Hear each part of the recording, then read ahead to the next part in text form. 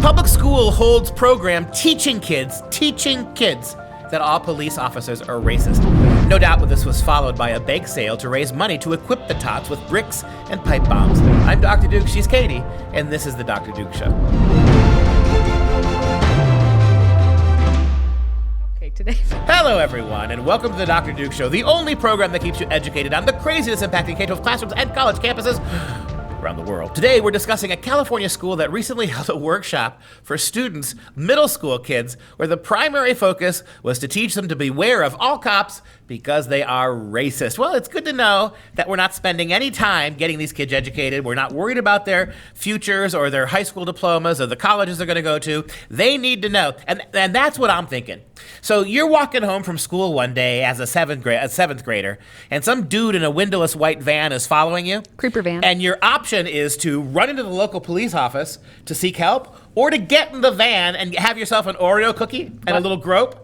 And let's just assume Joe Biden's driving the van. Your two options are to get in the van with Creepy Joe or to go to the cops. And we're teaching little middle school kids now, you're better off in the van with Creepy Joe than you are seeking help from a police officer. Gotta love public schools. But if it's a white van, they may not know where. They may just be frozen solid. A white man in a white van. Creeper van. Okay, so this Zoom workshop, because of the COVID, it was a Zoom workshop. It was taught by Oakland-based educational consultants, Soul Shop.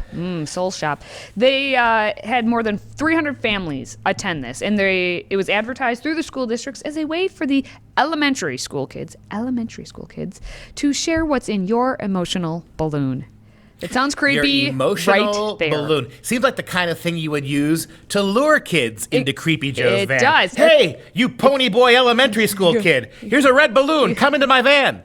Well, anyway, in the email that was distributed by Soul Shop, their promotional material said, "We all have feelings about the racism, protests, and violence that are occurring in our world at the moment. So that's why we need to share our emotional balloon." Now, according to a mother, the workshop, which had predominantly white elementary school age kids. Because black kids already know to hate the cops, yes, right? So they were asked, for example, how do you feel about racism?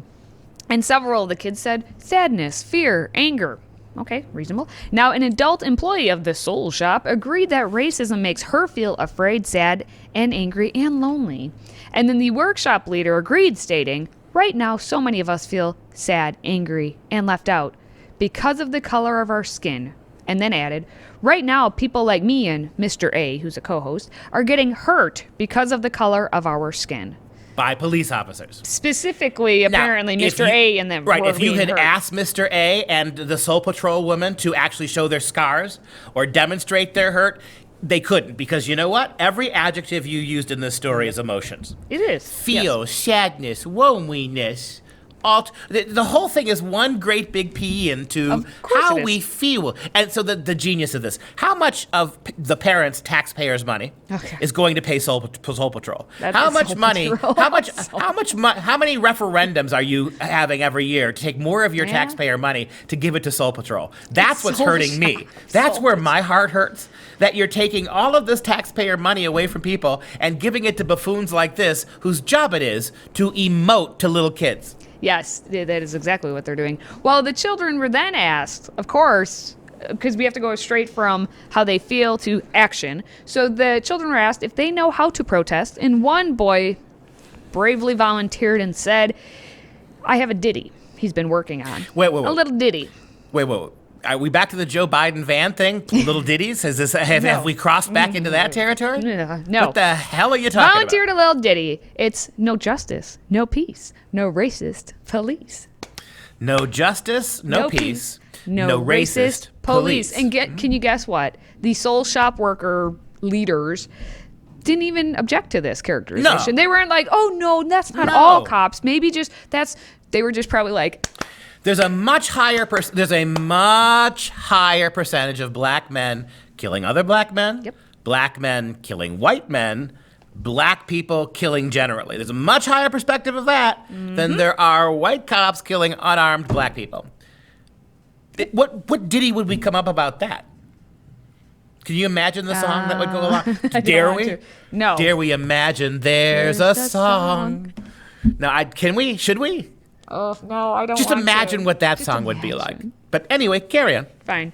The kids on this whole Zoom meeting then were misled about obviously all the key information. And instead of saying this was an isolated incident, George Floyd's death, it's an extreme outlier, this is not how all police act. Of course, it's just overarching. All cops are bad. We can't trust them. Apparently, all white people are bad. All Well, the and standard. what's happened in New York since de Blasio chased cops off the streets? Shootings More going crime. way up. More crime. More, right? More. What's happening in the CHOP camp, right? All Chop these Chaz. radical liberals who hate guns are shooting each other, right? Well, that's why they have to disband, and now it's being taken over apparently by an even more gun-driven group of idiots. Yeah, crazy. Yeah. So again and again and again, you see these sorts of. And by the way, look, I am not suggesting. I know my listeners, at least, are smart enough to recognize this. Violence against anybody is bad, and Yes. certainly we should be very, very cognizant of the degree to which African Americans find themselves on the wrong side of physical altercations with police. But again, the fact remains is that if people aren't calling the cops on you, if you're not engaging in behaviors that would warrant police interaction, it's much less likely to happen to you. And that goes for George Floyd. The idea that George Floyd was just standing on the street corner where a car full of cops just pulled over and just yanked him to the ground just for and giggles, it's not the way it happened. Let's get to a culture where we stop using let's get to a culture where we recognize a correlation between your involvement with law enforcement and the fact that we want to try to avoid that more, right? The kind of nuances that you're suggesting here are way beyond our rabid anti-police culture.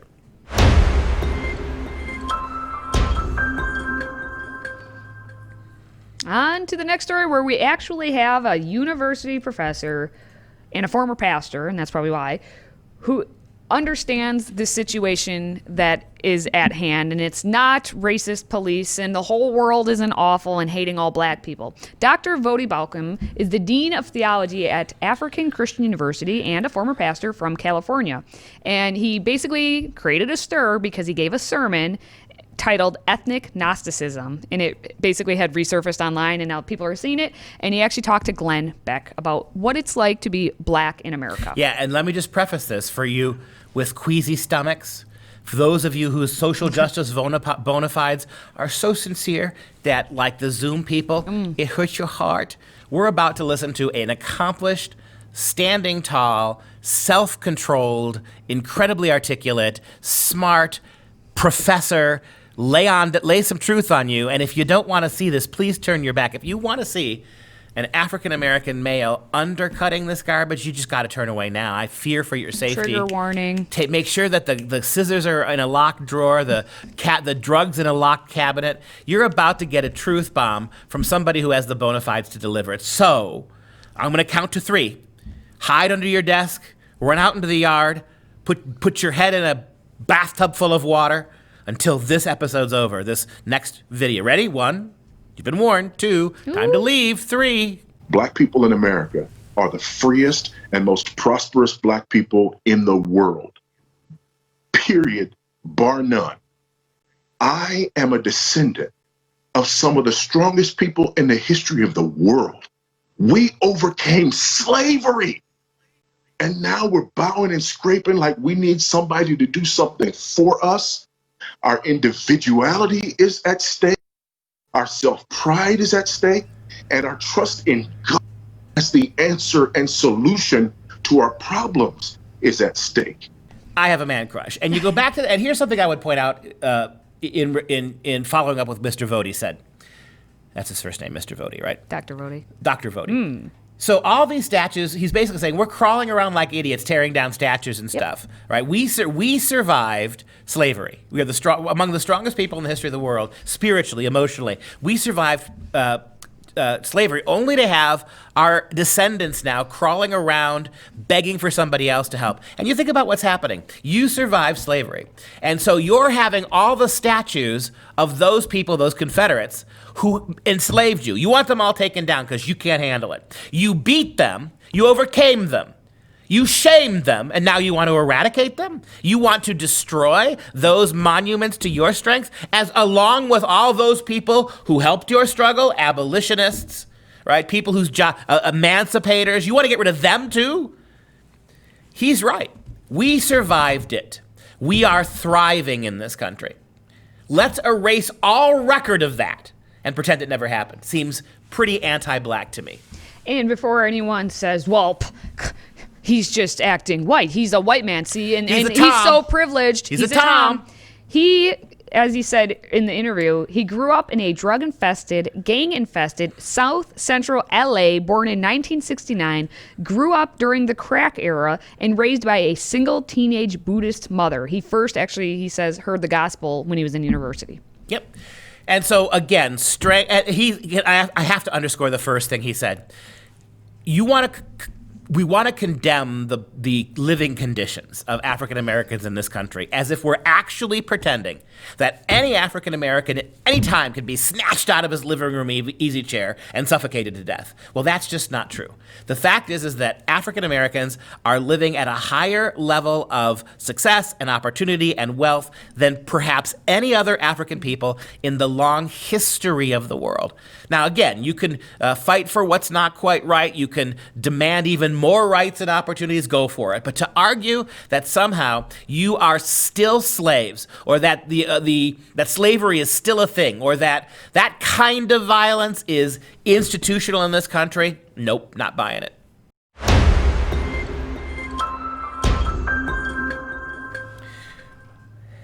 All right, we go from a doctor who is wise to a university that is dumb. Robert Morris University has now bent the knee because they need to change their college ID cards because it said the word freedom. Freedom cards. We can't have freedom anywhere. Literally, the card has the word freedom on it. So yeah, they're going to change the card. They were called the freedom cards. Like, here's your freedom card. And of course, that obviously means if you have one, like, you're some sort of a slave. So you give a freedom card to me, I'm rubbing it in your face. You give a freedom card to an African American, you're reminding them that 150 years ago racism. they weren't yeah, free. Exactly. Okay, so the cards are now going to be called the RMU ID card because the nomenclature is harmful to all minority students. And the university is actually trying to deny that the reason of this change is because of this change.org petition. Because again, after we tweet, and we Facebook and do all the social medias, then we go to change.org and make a petition of some sort. But there's a 2-week-old petition arguing that we should change the name, but the university say, no, that's not why we're doing it. Yeah, they are. They bent the knee. Wasn't Robert Morris a founding father? Mm-hmm. Mm-hmm. So isn't that their bigger problem? Oh, yeah, they're trying to get rid of it. They're trying to get rid of it. I mean, that's the.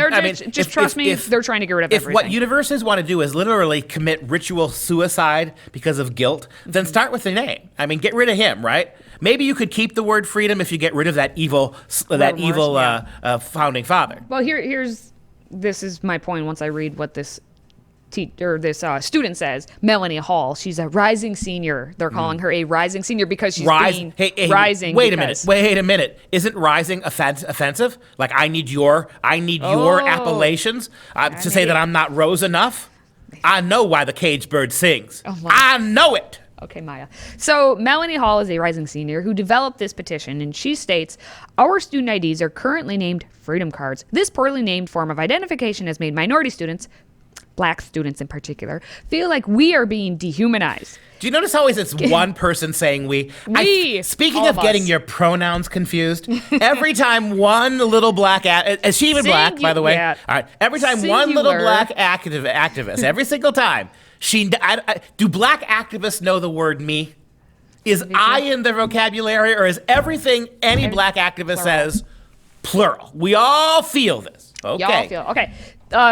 Gifting us with IDs that grant us our freedom is of extremely poor taste, especially coming from the university that is named after a slave owner. It is. Here's my thought. Remember Vody, who we just listened to? Yeah. All right, remember Vody. These idiots are literally saying that to acknowledge the fact that we are free is a sign of slavery. Compare what you heard from Vody and compared what you heard from, what's her name? Melanie Hall. Melanie, right? Vody points out correctly that we are free. We are free because we survived and overcame slavery. We have gone on to have a president of this country. We have senators in this country. We have billionaires in this country. We have independent businesses. We are athletes. We are entertainers. We are businessmen. We are politicians. We are free because we freed ourselves from slavery with other cultural forces working on our behalf. Melanie. Freedom makes me feel bad. It reminds me that that my great-great-grandmother was not free, and so therefore my hurt feelings mean you have to stop using the word freedom. Is there a starker contrast in what we're facing as a country right now? No. Melanie goes on to say it is unacceptable to make light of the emancipation of an entire demographic. Yeah, that's what they're doing. That was and still is feeling the effects of slavery. See, yeah, it really is mockery to emphasize the word freedom. Well, minority students should not have to be reminded of that every time they pick up their IDs. Wait. When Black Lives Matters are reminding us that everything is racist all the time, that's good. Yes. By innocuously using the word freedom, that's a bad reminder. So explain to me, maybe you can help me. What's the difference between a good reminder that we're all still slaves and a bad one? We don't know. But the petition drew just 130 signatures. That's 130 minority voices. Is it? How much do you want to bet that 125 of those are white people? Yeah, from across the country, because that's how Karen's doing it. Here's what Hall also said, and this is what gets me. Everything that I do at Robert Morris University affects my race. Everything I do at the university affects my race. Why are you at the university? The one time she knows what the word I means, she gets it wrong. She gets it wrong. Yes. Everything I do affects my race. If that's true, then that's on you, sweetheart. That's the one time you used the word I and you screwed it up. I would be getting to ask myself, not about ID cards and founding fathers. I'd start asking myself, am I actually learning the English language? Am I actually getting an education? Because she claims she was offended by the cards as a freshman. Remember, she's a rising senior. But I know. I rise, and still I rise. She was roused to action by the death of George Floyd. And again, I say to you, if you've had a problem with this since you were a freshman, why are you at the university? You were not forced to be at that university. You chose to be at that university. What does she have against George Michael? Freedom! Free, got to give for what you take. Do-do-do-do-do-do-do-do.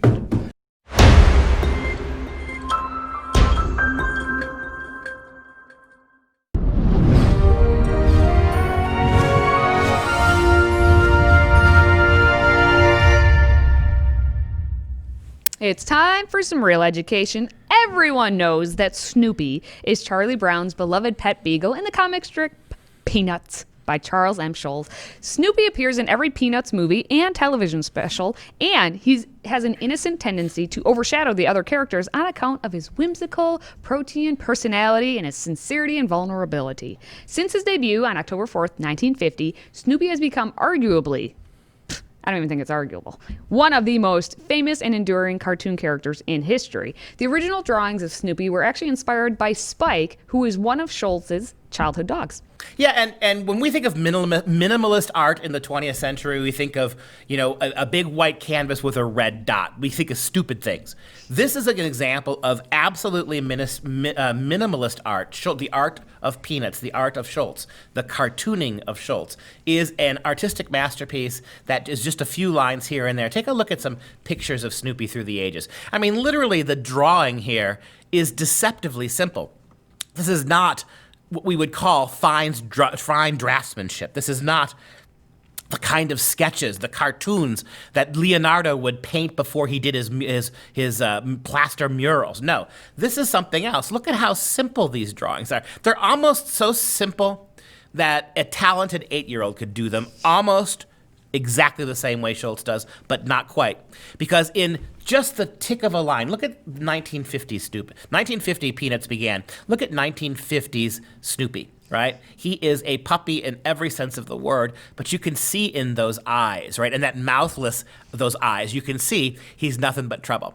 Then you get to 1960s Snoopy, right? And there you have the Snoopy who is the Charlie Brown Christmas Snoopy, right? While Charlie Brown is lamenting the commercialization of the holiday, he's winning a contest for decorating his own doghouse. And then you've got 70s Snoopy, right? Where Snoopy begins to become a fantasist, where he leaves the realm of being just a dog, right? And he becomes an astronaut. He becomes Joe Cool. Then you get to the 80s where you've got Dancing Snoopy. And look at how the face has filled out. And look at how it's almost as if by the time he got to the 80s, he starts to default to abstract, right? The image is even less carefully drawn, looser. And if you look at the 1990s Snoopy, he is a entirely different animal, not to use the pun. And if you think about that last decade of Peanuts comic strips in the 1990s, it became very ethereal, became very dreamy. The characters, the drawings and the characters became, with all due respect to Schulz, almost the doddering imagination of an old man in decline. You could just trace over the arc of his career. Throw a couple other pictures that we have up. Dancing Snoopy is the only thing I love better than Dancing Snoopy is hugging Snoopy. Great pictures of Snoopy hugging Charlie Brown and hugging others. But look at that right there. I mean, that is, if you wouldn't know better, if you're 11 years, there was no such thing as Snoopy, no such thing as Peanuts, and your 11-year-old drew that, you'd find it whimsical and cute, but you would not surely recognize the incredible depth and emotion and power and pathos and joy that Schulz is able to capture in an image like that. Just, I love his grass. I mean, underneath him, all you got for grass is a little shadow. And yet it's enough to convey Snoopy in the air, the dancing, the head thrown back in glee. And just look at that crooked smile. I mean, it is a remarkable thing. I always like that on the black of his nose. Schulz never completely blackens in the nose. There's always that little shiny white part where the sun hits it. That's true of most dogs. Go on to the next one. And there he is, right? This is what I meant. This is geriatric Snoopy. As the great Master Schulz began to decline in the 1990s, he was suffering from stomach cancer, I believe it was, too, towards the end of his life. He died in 1998. You can see there a Snoopy in repose, right? And he goes from all of that eclectic energy as a puppy, as a 1960s character, to that dreamy Red Baron period of the 1970s where he becomes almost human, to this gauzy, ethereal portrayal by the time you see him at the end of Schulz's life. And that's just one character, and we just showed you a few poses. Minimalist art, really beautiful, and with a line or a dot or a dash or two crooked lines for eyebrows. It's amazing how much emotion and expression Schulz is able to summon from just those lines. And, by the way, for moms and dads at home, I, Dr. Duke, did a 4-part series on the Peanuts Gang called The Peanuts Gang, A Promise of Christian Redemption. You can watch those absolutely free at home. What a great 4 hours of really cool viewing that talks about the Christian premises that underline Schulz's great comic strip. That's FreedomProject.com, The Peanuts Gang. You'll be able to watch it for free. All right, as always, you can follow us on Facebook and Parler. And if you have a question for our Friday Q&A, visit freedomproject.com/askduke or send us a message on social media. Now, as a reminder, Freedom Project Academy's live online school is enrolling new students for just 3 more weeks. You have just 3 weeks to get your kids in. Request your free packet at freedomforschool.com. That's freedom, F-O-R, school.com. Now, we're going to wrap things up with our fun fact of the day. Snoopy was almost named Sniffy. Did you know that? But Charles Schulz actually saw a comic that had actually already used that name when he was walking by in a store, and so he knew he couldn't do that. And then he remembered that his mom said if the family had ever gotten another dog, they should name him Snoopy. And did you know that the dramatically Christian, mild-mannered Charles Schulz was actually a commander of a machine gun nest in World War II? And all of that war and carnage did something to him. He came back and became a lover of Christian peace. Interesting that on his way out, he had been drafted in the war. He had his training behind him. He was about to be sent to France. And the only thing that stopped him from going is he had to stand by and watch as his mother died in her bed. What a lonely time for Charles Schulz, young Schulz. He watched his mother die, stood by her while she died, then immediately went to the killing fields of France. Maybe that's where some of that great pathos came from. And that's going to do it for this show. For Freedom Project, I'm Dr. Duke. She's Katie. Until next time, stay Snoopy, my friend. Snoopy, come home. Snoopy, come home.